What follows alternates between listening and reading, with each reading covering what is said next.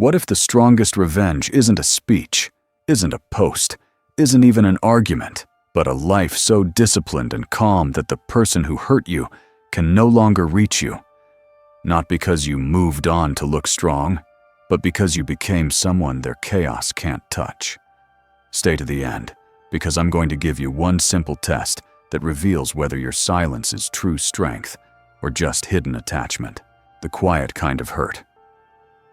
In life, you meet two kinds of people, those who help build you and those who try to break you. And the ones who break you don't always do it loudly. Sometimes it's betrayal.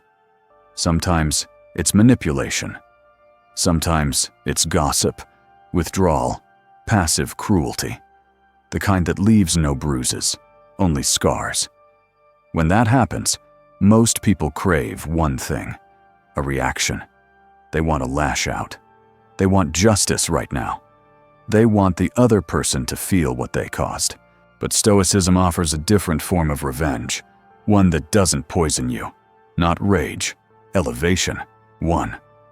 The first victory is refusing to feed them your energy. Marcus Aurelius reminds us, you have power over your mind, not outside events. You can't control what they did. You can't rewrite the past. But you can control what happens next. Will you donate your attention to their disrespect, or will you reclaim it? Because attention is currency. If they can still pull emotion from you, anger, tears, long messages, explanations, then the injury continues. And that's what many hurtful people secretly want. Proof that they still matter. So the Stoic begins here.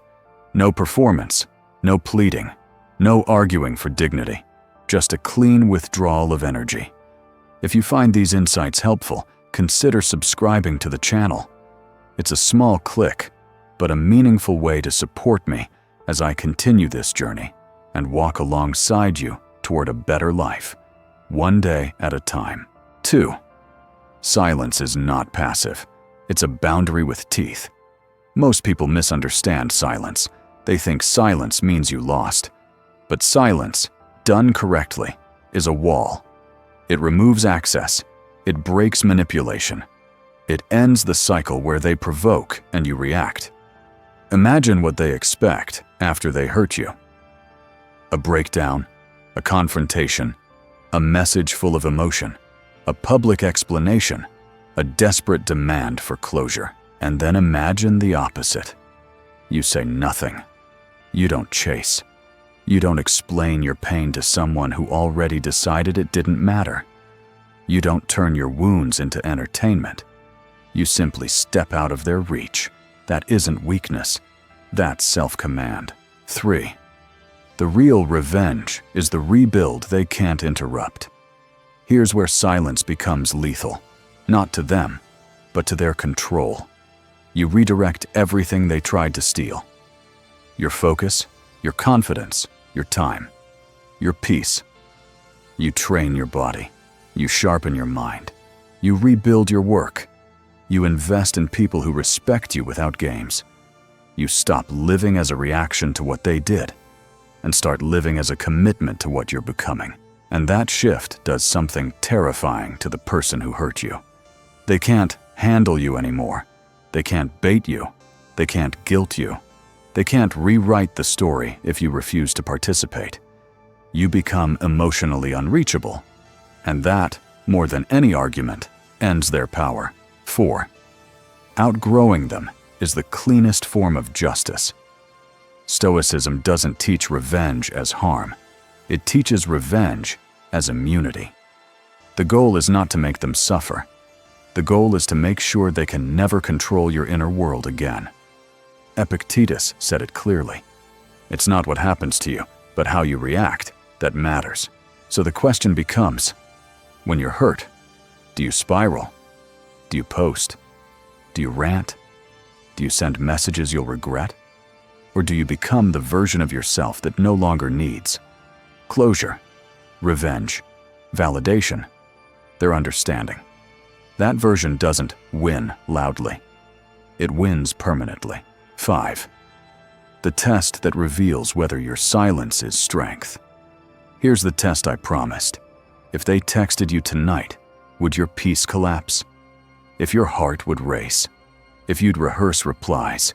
If you'd feel pulled back into the old loop? Then your silence isn't freedom yet. It's distance, while the attachment stays alive.